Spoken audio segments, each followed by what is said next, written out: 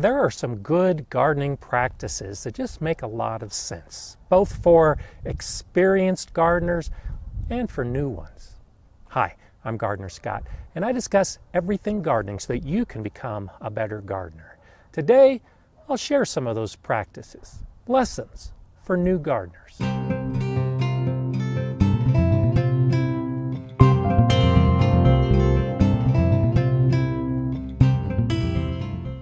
I've chosen 9 of these good practices to share with you today. These are the kind of things that I've learned over the years that can make gardening more successful. These are the kind of things that I try to do in my garden and that I've learned if you don't do, things don't always turn out as good as you hope. The first practice is to avoid monocultures. And a monoculture is growing the same plant in large quantities in a single bed like this. It's a very common mistake, and I've done it many times myself. It can lead to some potential problems. Imagine that this bed is filled with a whole bunch of the same type of plant. It stands out as a beacon to pests for that plant. This is my square foot gardening bed, and I have 32 individual squares, each 12 inches by 12 inches. And I'm growing about 14 different types of plants in this bed.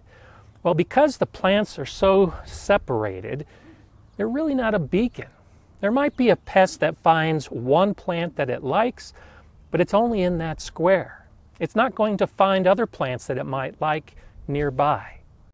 It might surprise you to learn that insect pests might only focus on a single plant in your garden. One year at the Galileo garden, we had a bed about this size that was filled with turnips. And harlequin bugs discovered those turnips by the thousands. Every day, the students and I would go out and pluck off hundreds of harlequin bugs, and they kept coming. Well, surprisingly, no other plant in the garden was affected by the harlequin bugs. They loved the turnips, and that was the only thing they ate. This year, I'm growing turnips in this bed, right here, next to some watermelon radish and some lettuce. And over here, I've got some chard, and over there, I've got some beets, and there's some spinach. Lots of different plants in this bed. The likelihood of a harlequin bug finding this small patch of turnips is relatively remote. And if they do, the infestation won't be bad. It'll be very easy to come in and deal with the harlequin bugs that are just on these plants.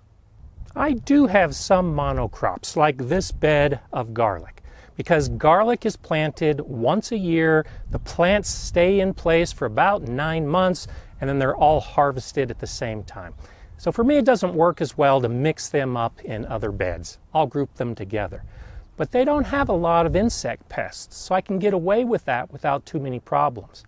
But they will deplete the soil of the same nutrients. This entire bed will have some deficiencies because all of this garlic is sucking up the same nutrients.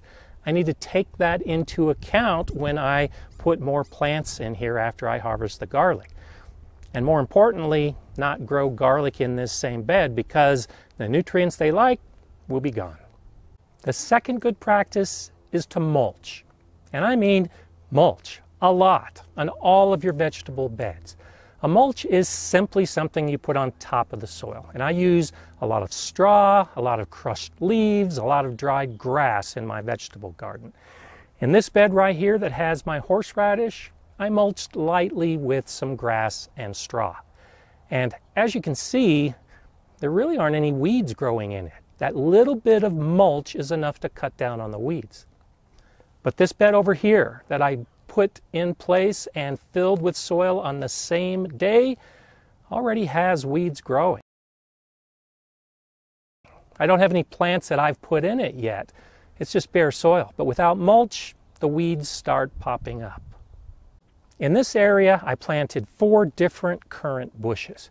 And then I mulched with wood chips. It's a thicker mulch, it's a bigger mulch, and I do this primarily for watering. Yesterday, we had really windy conditions. It was hot, 8% humidity, and the gusts were in excess of 50 miles per hour. Most of the other beds in the garden dried out pretty quickly, but this area right here with this thick mulch is doing pretty good. As I pull back the mulch, the soil is still nice and moist. I haven't watered this area in 24 hours, and it looks like I might not even have to water today.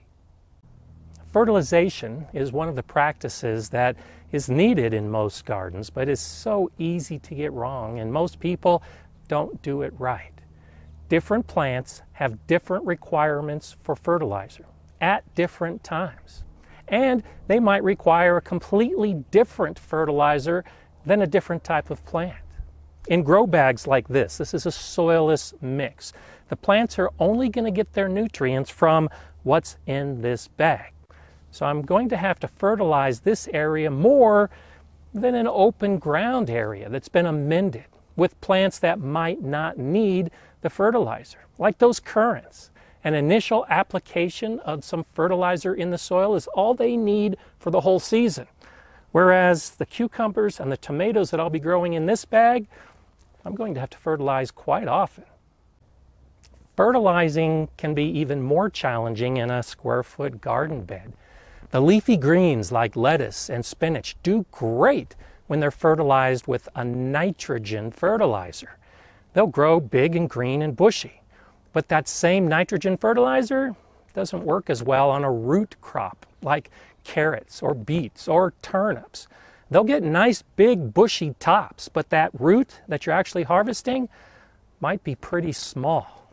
You have to think about the plant, you have to realize its needs, and you really need to fertilize individually. Don't schedule fertilization on a regular basis with the same type of fertilizer because it may be benefiting some plants, but it may be detrimental to others.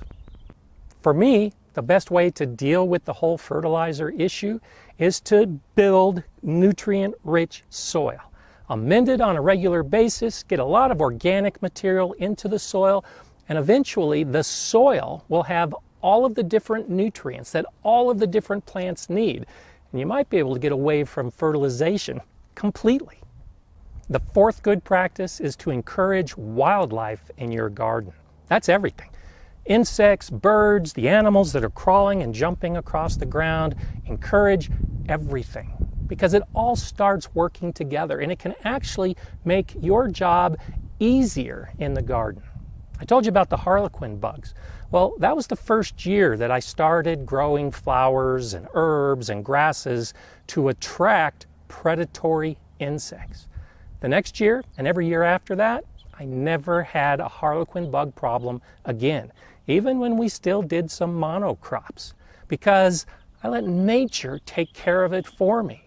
There are harlequin bug predators. If you can attract those type of things to your garden, well, then you might not have that pest.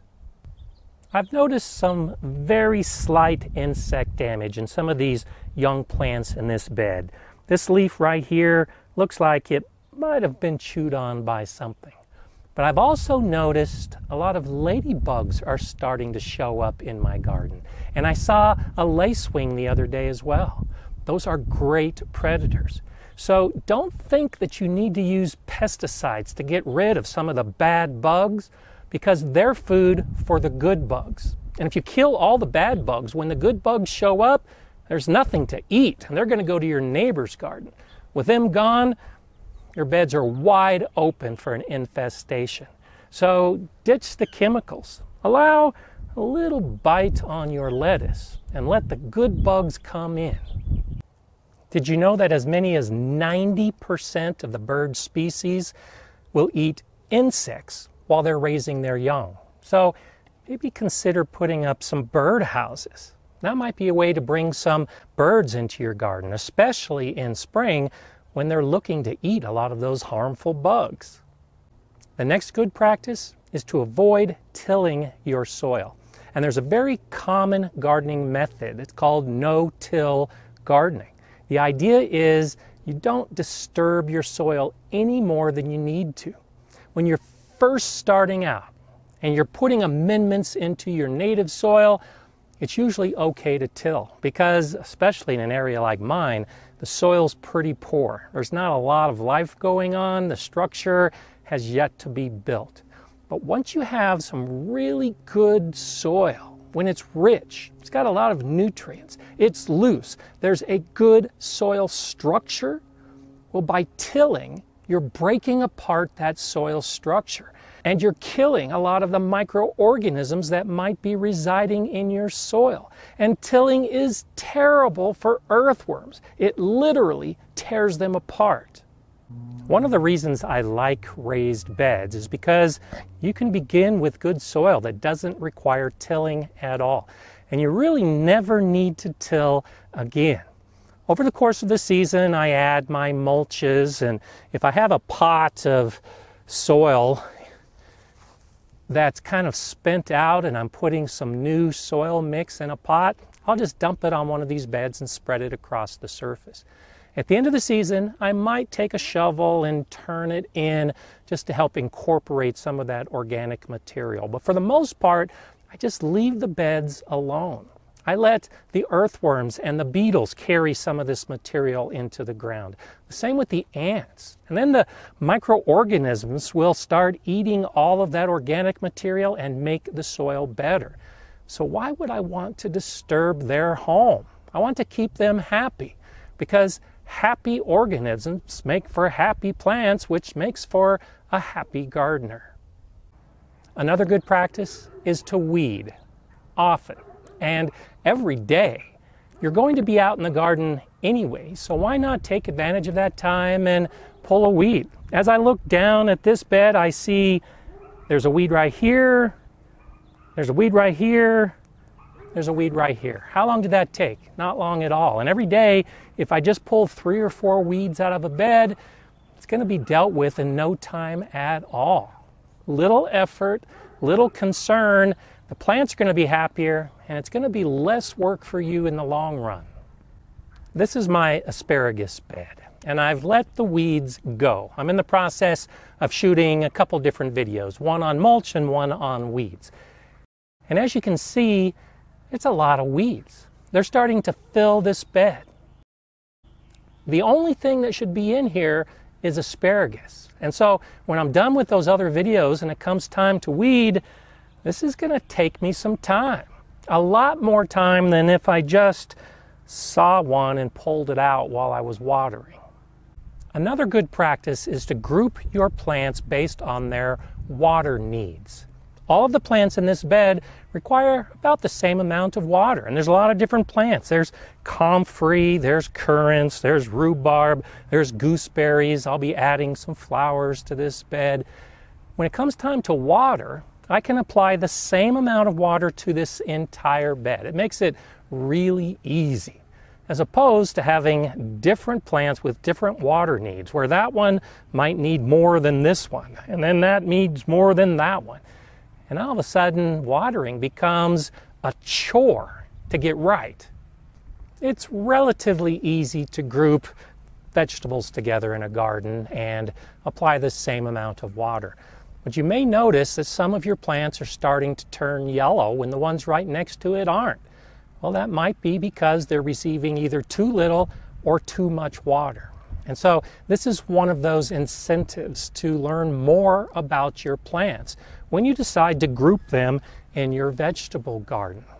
If you know that there are some plants that require a lot of water, for instance, melons and squashes, they require a lot more water than a spinach or a lettuce.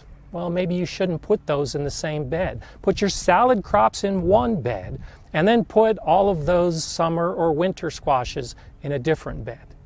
Another good practice on my list is to label your plants. And I used to be terrible about this. I'd get a seed packet, I'd start the plant, then get all the way to harvest and like it, and then forget what it was I had in the first place.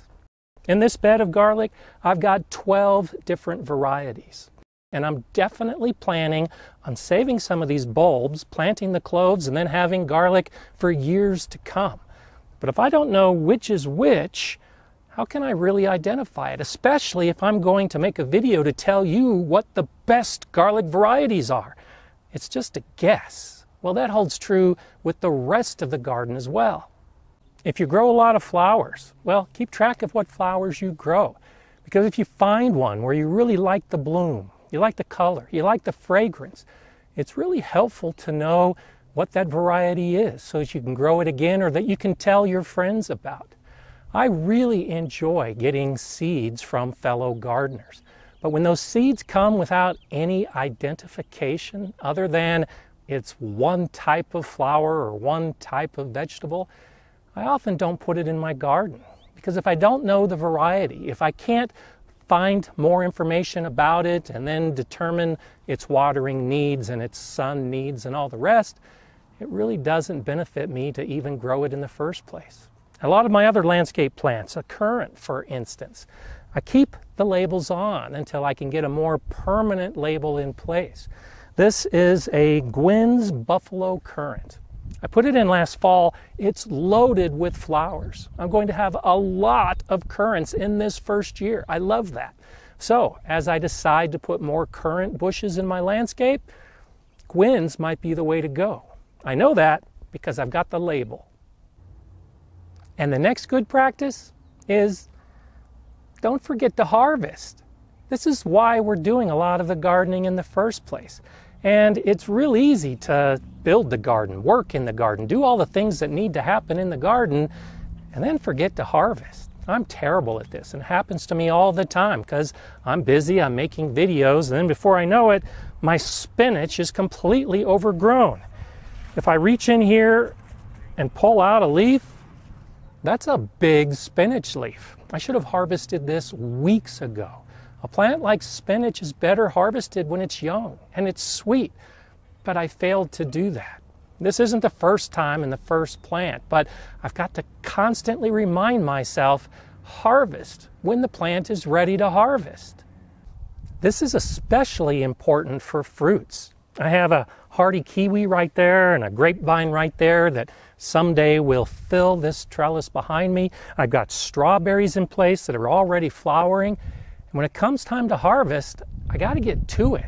I've had this problem before where I had fruit appear on a vine or a tree or on the strawberry plants. And I thought, oh, I'll come back tomorrow and get that fruit. Well, those birds that you've been attracting that are so beneficial when it comes to insects, some of them also like fruit. And they know when the fruit is perfectly ripe. They'll get it before you do. So don't put that effort off. If you're thinking about harvesting and it looks like it's ready, go ahead and harvest. It helps you from forgetting it, and it also helps keep it away from the birds, which can be a problem. What kind of tasks do you do? What practices that you find are helpful in the garden that you think would be beneficial to share? Please let me know in the comments below. And if you're new and you have any questions about any of this, by all means, let me know that as well. If you benefited from this video, well then please give me a thumbs up and consider subscribing to the GardenerScott channel and clicking on the bell so you know when new videos are coming out. I'm GardenerScott. Enjoy gardening.